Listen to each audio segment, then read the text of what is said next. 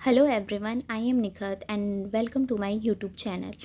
In this video, we will discuss a curial chapter from Indian polity that's extremely important for DSSB, KVS and NVS like PGT, PRT and TGT exams and various other competitive exams. ये मेरे DSSB PRT के notes है जिन्हें मैं आपके साथ share करना चाहती हूँ. ये आपके बहुत काम आएगा. मैं एक्सप्लेन करती रहूँगी साथ साथ.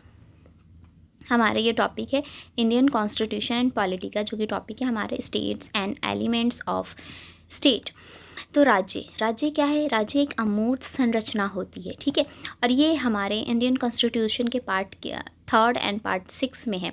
राज्य की परिभाषा पार्ट 3 में दी गई है, जो कि आर्टिकल 12 में है. एंड पार्ट 6 में भाग 6 में राज्य आर्टिकल 156 में दिया गया है. इसको अच्छे से डिफाइन किया गया है. इसमें राज्य में 156 में इम्पॉर्टेंट होता है ये. और अब आगे चलते हैं. तो राज्य के तत्व एलिमेंट्स ऑफ स्टेट्स क्या है? तो एलिमेंट्स स्टेट्स टोटल 4 होती है. मीन्स कोई भी स्टेट्स किन किन चीज़ों से मिलकर बना है, मतलब अगर वो स्टेट्स है तो वो कहला किस बेसिस पे रहा है, ये होता है. तो क्या सबसे नंबर 1 पे क्या आता है? भौगोलिक क्षेत्र. उसका जियोग्राफिकल एरिया जो है वो होना चाहिए, तभी तो वो स्टेट कहलाएगा. भाई ज़मीन में उसके पास अच्छी खासी लैंड है तभी तो कराएगा.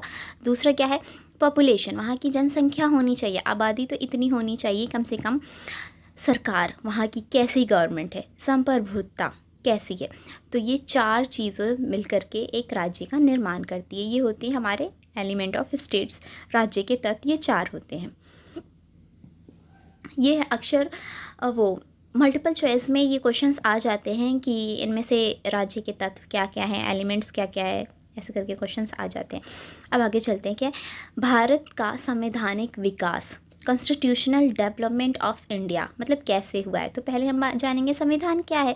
तो फर्स्टली संविधान का संधि विच्छेद करना होगा. तो क्या है? संविधान 2 शब्दों से मिलकर के बना है. एक है सम प्लस विधान. तो सम का मीनिंग क्या हो गया? जैसे सम समान, विधान कानून, सभी के लिए समान कानून, ठीक है. ये होता है इसका मीनिंग. इसका मीनिंग भी अक्सर पूछा जाता है. अब नेक्स्ट पेज पे मूव करते हैं. देखो अब हम क्या है, हमारे ये संविधान है, तो संविधान को पहले डिफ़ाइन तो करेंगे. तो उसको डिफ़ाइन करने के लिए हमने 2 तरीके से संविधान को डिफ़ाइन किया है. क्या है? संविधान एक वैधानिक दस्तावेज मीन्स लीगल डॉक्यूमेंट्स है जिसके अनुसार उस देश की जनता शासित होती है, ठीक है. एक तो ये है. दूसरा क्या है? संविधान एक लिखित या अलिखित दस्तावेज है जिसके अनुरूप देश अपनी नीतियाँ संचालित करता है. तो ये इसमें डिफाइन में ही बता रहा है कि लिखित और अलिखित दस्तावेज होती है संविधान, कॉन्स्टिट्यूशन. तो कॉन्स्टिट्यूशन हमें पता चल गया इसकी डेफिनेशन से ही कि 2 तरीके से ही होती है. तो कॉन्स्टिट्यूशन 2 तरीके की होती है. एक क्या होती है? लिखित मीन्स रिटर्न होती है, और दूसरी होती है अलिखित मीन्स अनरिटर्न होती है, ठीक है. तो अब लिखित संविधान कहाँ कहाँ की है? तो नंबर 1 हमारे भारत का है, फिर यूएसए हो गया, पाकिस्तान हो गया जो हमारा पड़ोसी देश जो हमसे ही निकला है, ठीक है. अब अलिखित संविधान, पहले तो ये क्वेश्चन होता है कि अलिखित संविधान कैसा होता है. तो वो संविधान लिखित अलिखित कहलाती है, बट कुछ ऐसा नहीं है कि वो लिखा ही नहीं गया, उसके कुछ भी रूल्स वगैरह नहीं लिखे गए, ऐसा नहीं होता है. वो क्या है? वो संसदीय एक्ट के तरीके से चलती है, न्यायपालिका के तरीके से चलती है, और साथ साथ ही वो अपने ट्रेडिशनल को फॉलो करती है, जो भी उनकी परंपराएं हैं उनके ज़रिए से चलती है. तो ये अनरिटन संविधान कहाँ पे है? ब्रिटेन में है, न्यूजीलैंड में है, कनाडा में है, और भी कई स्टेट्स हैं वहाँ, और भी कई देश हैं जहाँ पे ये है, ठीक है. अब कॉन्स्टिट्यूशन की बात हो रही है तो हमें ये जानना ज़रूरी है कि सबसे पहला कॉन्स्टिट्यूशन पूरी दुनिया में किसने अपनाया था. तो कॉन्स्टिट्यूशन अपनाने वाला विश्व का पहला देश जो है वो ब्रिटेन कहलाता है, ठीक है. ये 1688 में अपनाया था. ग्लोरियस रिवोल्यूशन हुआ था, गौरवमयी क्रांति के ज़रिए हुआ था, ठीक है. तो ये ब्रिटेन का सबसे पहला विश्व का कॉन्स्टिट्यूशन कैसा कहलाया? ये अनरिटन कहलाया, ठीक है, जो 1688 में था. फिर क्या आता है?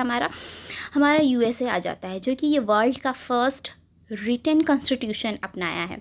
अब अनरिटन बोले, पहला रिटन बोले तो यूएसए आ जाएगा, लेकिन पूरी दुनिया का पहला बोले कि पहला कॉन्स्टिट्यूशन कहाँ अपनाया गया तो वो ब्रिटेन आ जाएगा, जो कि अनरिटन था, ठीक है. अगर रिटर्न में आए तो यूएसए आ जाएगा, जो कि ये 1787 में अपनाया गया है।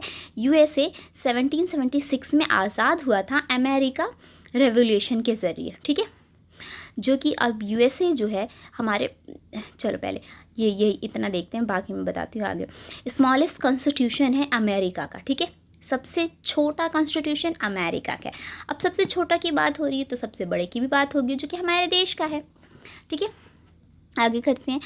हाँ, विश्व का सबसे बड़ा लार्जेस्ट रिटन कॉन्स्टिट्यूशन कहाँ का है, तो हमारे इंडिया का नाम आ जाता है, जो कि 26 जनवरी 1950 में हुआ था, लागू किया गया था, ठीक है। अब ये क्यों कहलाता है भाई अब है तो बड़ा क्यों है, क्यों कहलाता है, क्योंकि ये अलग अलग सत्र में डिवाइड की गई है। हर सत्र को अलग अलग तरह से एक्सप्लेन किया गया है, इसमें शामिल किए गए हैं, इसलिए ये इतना बड़ा है, ठीक है। जैसे मान लो हमारी गवर्नमेंट है, गवर्नमेंट के पहले तो उसके 3 अंग है। 3 अंग क्या क्या है, लेजिस्लेटिव है, एक्सिक्यूटिव है एंड जुडिशरी है। विधायिका, कार्यपालिका, न्यायपालिका बोले तो, ठीक है। इसको अलग से डिफाइन किया गया है। फिर इसकी इकाइयाँ डिफाइन की गई, इसकी यूनिट्स क्या है, संघ सरकार है, राज्य सरकार है, स्थानीय सरकार है। अलग अलग लेवल पे अलग अलग पोर्शन में इसे डिवाइड किया गया। इस वजह से हमारा जो इंडियन कॉन्स्टिट्यूशन है वो लार्जेस्ट कॉन्स्टिट्यूशन माना जाता है पूरे वर्ल्ड का, ठीक है। अब ये इम्पॉर्टेंट है कि मीन्स ग्लोरियस रेवोल्यूशन, गौरवमयी क्रांति 1688 में ब्रिटेन में हुआ था। फ्रेंच रेवोल्यूशन, जिसे फ्रांसीसी क्रांति बोलती है, 1789 में हुआ था, जो कि फ्रांस में हुआ था। फ्रांसीसी नाम ही है इसलिए मैंने लिखा नहीं है। अमेरिकन रेवोल्यूशन 1776 में हुआ था यूएसए, इसी के ज़रिए से ये अमेरिका का 1787 में ये फर्स्ट रिटन कॉन्स्टिट्यूशन बना, ठीक है। मतलब जो भी रेवोल्यूशन हुई है उसके ज़रिए वो देश आज़ाद हुए हैं और अपना कॉन्स्टिट्यूशन उन्होंने लिखा, सिंपल सी बात। फिर है रशिया रेवोल्यूशन, जो कि रूसी क्रांति 1917 में हुई थी, जो कि रशिया में हुई थी, ठीक है। अब आगे चलते हैं। ये सेकंड चैप्टर आ गया है, तो मैं इस चैप्टर को मैं बाद में डिस्कस करूँगी, अभी फ़िलहाल इतना ही बंद करते हैं, ठीक है। आपको अच्छी लगी तो please like, share and subscribe करिएगा। और प्लीज़ अगर बताएंगे तो मैं आगे के अपने नोट्स भी मैं ज़रूर शेयर करूँगी DSSB के लिए, या KVS NVS, इन सब में कॉम्पिटिटिव एग्ज़ाम में ये काफ़ी काम आएगी। तो thank you so much, bye.